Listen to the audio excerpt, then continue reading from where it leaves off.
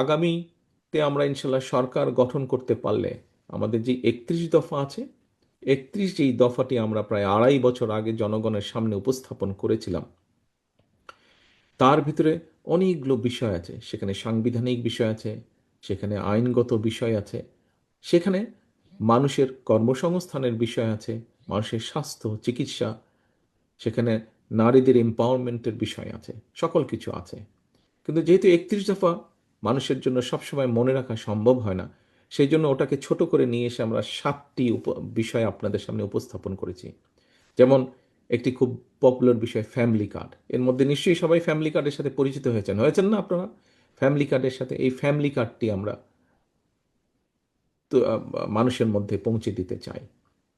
বিশেষ করে নারীদের কাছে এই ফ্যামিলি কার্ডটি হবে নারীদের কাছে। আমরা কৃষক কার্ড বা ফার্মার্স কার্ড একটা ইন্ট্রোডিউস করতে চাই, যেটি আমাদের প্রান্তিক ক্ষুদ্র মাঝারি কৃষক যারা আছেন তাদেরকে সহযোগিতা করার জন্য আমরা এটি পৌঁছে দিতে চাই। আমরা দেশের শিক্ষার্থী যারা আছে, আগামী ভবিষ্যৎ প্রজন্ম যারা আছে, তাদের শিক্ষা ব্যবস্থা, শিক্ষাই হচ্ছে জাতির মেরুদণ্ড।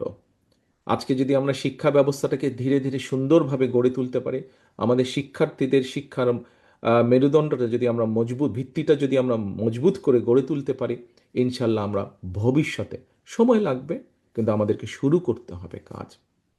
বিগত স্বৈরাচারের সময় আমরা দেখেছি প্রত্যেকটি সেক্টরকে তারা ধ্বংস করে দিয়ে গেছে। ঠিক আছে, তারা ধ্বংস করেছে। বিএনপি বাংলাদেশ জাতীয়তাবাদী দল ইনশাল্লাহ আবার গড়ে তুলবে। মানুষের শিক্ষা ব্যবস্থা, ভবিষ্যৎ প্রজন্মের শিক্ষা ব্যবস্থা আমরা ধীরে ধীরে করে গড়ে তুলব।